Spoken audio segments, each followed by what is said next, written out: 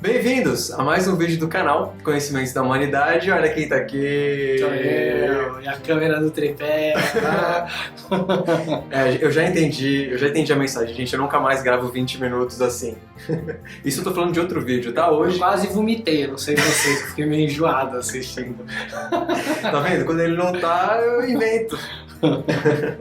Hoje a gente vai falar sobre Alexandre o Grande, finalmente. Mas antes de falar dele, hoje nós vamos falar de Filipe II, o pai dele. Então confere aí.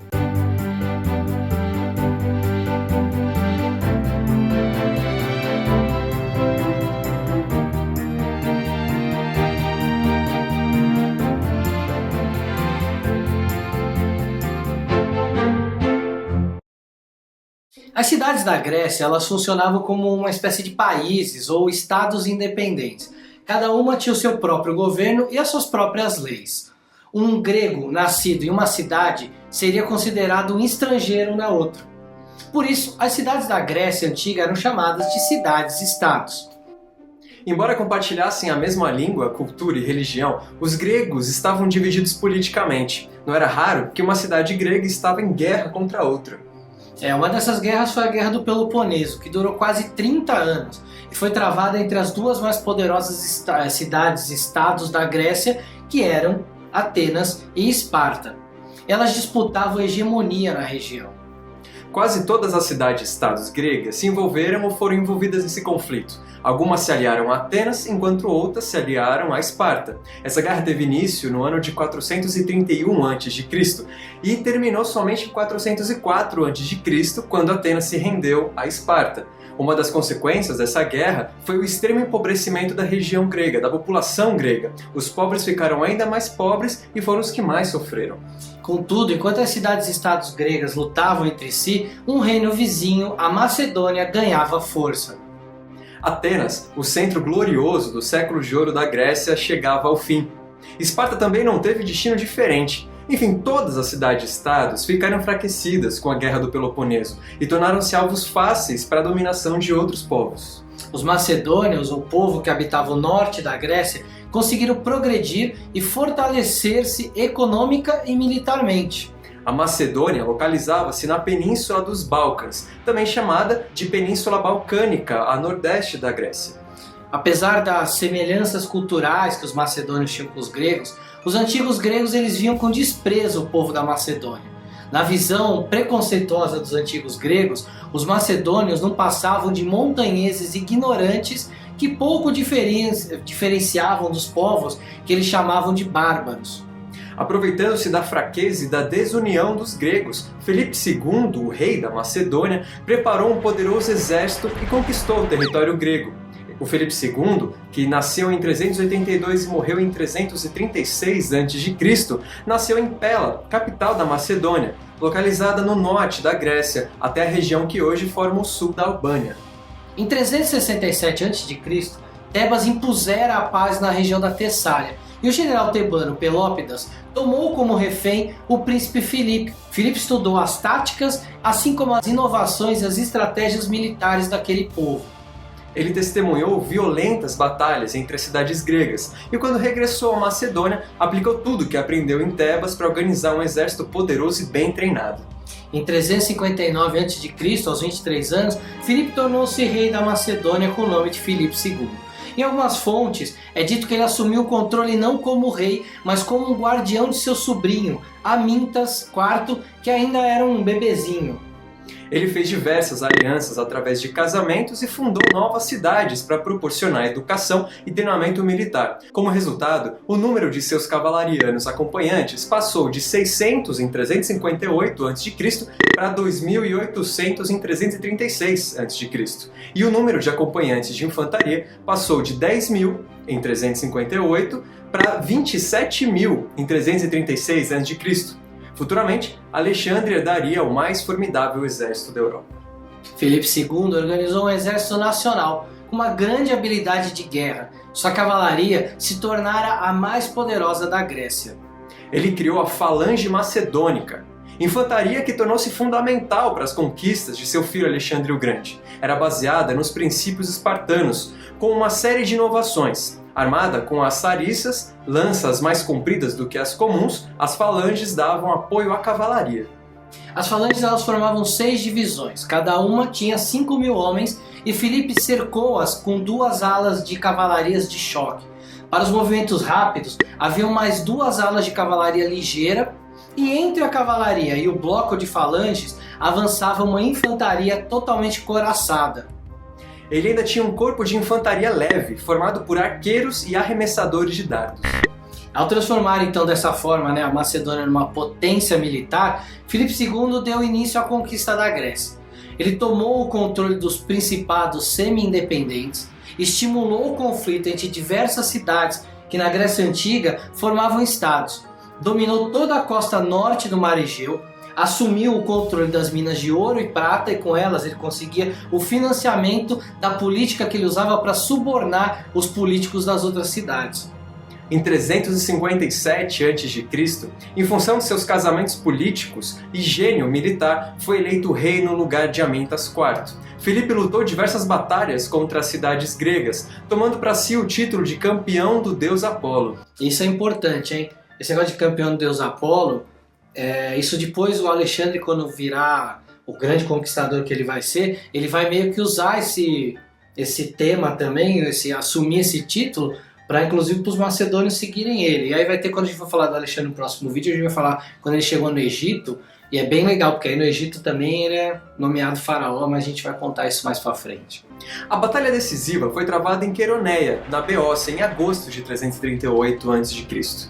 As tropas da Beócia, Atenas, Megara, Corinto e Acaia somavam cerca de 35.000 homens. As da Macedônia e suas aliadas, um pouco menos. Foi nessa batalha que Alexandre liderou a cavalaria e ajudou na vitória total dos macedônios.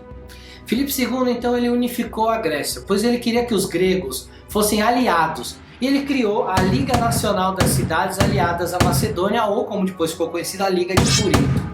Todas as cidades tiveram que prestar um juramento a Filipe. E dessa forma, ele conseguiu o que os gregos não haviam conseguido em vários anos: a paz e a união de todas as cidades.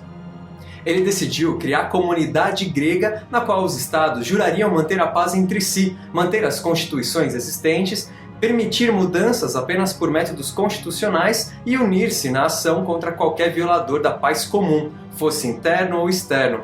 Sua proposta, feita no outono de 338 a.C., foi aceita pelos estados na primavera de 337 a.C., um ano depois, e um conselho comum foi estabelecido. Após ter conquistado a Grécia, Filipe II então começou a planejar uma guerra contra a Pérsia, que eram os antigos inimigos dos gregos. Os persas eram donos de um grande império e vários povos estavam sob seu domínio. O objetivo de Felipe na Ásia foi revelado quando ele perguntou à sacerdotisa Pítia, em Delfos, se conquistaria o rei dos persas, enquanto a comunidade grega pretendia liberar os gregos na Ásia e punir a Pérsia pelos erros do passado. Filipe II foi assassinado durante a festa de casamento de sua filha, quando já havia iniciado os preparativos para a guerra contra os persas. Ele foi morto por Pausânidas, pois segundo Aristóteles, que fazia parte da corte do rei Filipe, Filipe não fez nada ao saber que Pausânidas havia sido violentado sexualmente pelos homens de Átalo. Aqui cabe mais um parênteses. Era comum e era permitido para os macedônios terem amantes, tanto homens quanto mulheres. Isso era bem comum. Inclusive, eles herdaram esse costume do que eles chamavam de os 300 sagrados de Tebas. E era até um comum que foi sendo construído na sociedade grega com os macedônios e virou uma forma de união entre os guerreiros, tipo uma irmandade entre eles. Então eles tinham relações sexuais entre eles e acabavam criando um vínculo afetivo e tudo. Então isso era muito comum. E aí esse Pausânidas, ele foi violentado por vários homens desse tal de Átalo. E aí ele foi contar pro Filipe: aconteceu isso comigo, eu quero que você faça alguma coisa. O Filipe falou: tá tudo tranquilo, eu vou te promover pra você ficar feliz, e não fez nada.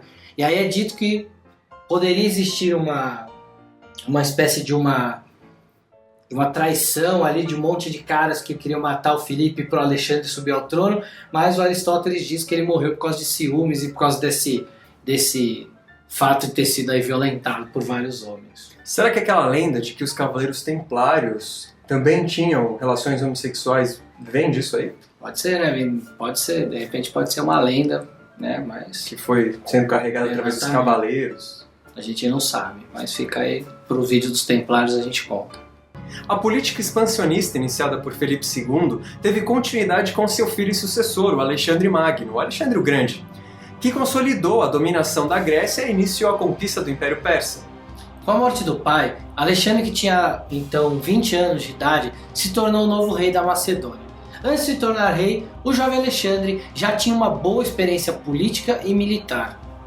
Aos 16 anos, quando o pai liderou um ataque contra a cidade de Bizâncio, que é a atual Istambul, na Turquia, em 340 a.C., Alexandre assumiu temporariamente o reino da Macedônia. Alexandre também era culto e sofisticado.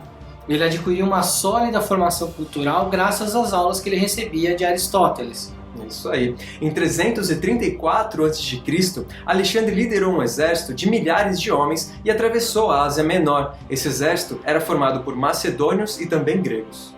Foi nessa época em que a Macedônia tornou-se o centro do maior império formado até então, que só seria superado anos depois pelo Império Romano. Gengis Khan não teve um império maior? Gengis Khan foi o maior, mas Gengis Khan é bem depois disso. Ah, tá bom. Mas também isso que a gente está falando agora do Império Persa, que vai entrar em guerra com o Império Macedônio, que vai virar o maior império, isso é assunto para o próximo vídeo, quando falaremos do escolhido dos deuses, do grande profetizado de Alexandre o Grande. A gente falou um pouquinho dele já, mas o Isso. foco hoje foi Felipe II, então a gente fala mais No pra próximo frente. vídeo. É isso aí. Então, curtam o vídeo, compartilhem. O próximo vídeo a gente vai gravar junto de novo, falar do Alexandre o Grande. Continuando, né? A ideia agora é contar qual foi a influência do Alexandre o Grande, o que ele trouxe do Oriente para o Ocidente e o que isso também depois futuramente vai influenciar as religiões ocidentais, as ordens iniciáticas e a cultura ocidental. Então, continua com a gente aí nessa viagem pelo tempo. E eu queria aproveitar para dar um recado para vocês. Muita gente, imagino, já conhece o Templo Hagia Sophia. Sim, E aí eles estão agora colocando um curso que eles têm, um curso de formação chamado Yetzirah, eles estão colocando online agora também. exatamente. E o primeiro curso que eles estão fazendo chama Cosmogonia, sou eu que estou Isso. dando esse curso, e é um curso gratuito. Então vocês que aí pedem curso, vocês querem saber mais, vai lá, se cadastra, a gente vai colocar o link aqui embaixo, se cadastra, é um curso gratuito, entra, faz esse primeiro curso, é um curso básico aí para quem quer começar a aprender sobre mitologia. É um resumo do que vai ser a Isso, formação. exatamente, vai ser bem um resumo do que é a grade que eles vão fazer, mas aproveita porque é uma boa chance de começar a ter contato com alguns assuntos e aí a gente pode discutir aí o que é falado no curso. Acho que o resultado ficou bem bacana. Né? Tem bastante gente que fala, pô, vou perder mais essa porque sou do estado de não sei onde. Pronto, você tá pode online. ser do Acre agora, você pode ser de Roraima. Que é mais longe do que Rússia, Moscou, né? Nossa, muito, né? Se você for morar fora do país e querer fazer os cursos, aproveita. Agora tem um curso gratuito lá, dá pra fazer. Acho que é isso de recado, né? É isso, inscreva-se no canal, não se esqueça. Exatamente, conte a novidade dos seus amigos e a gente se vê semana que vem. Valeu! Filipe II, então, ele unificou a Grécia.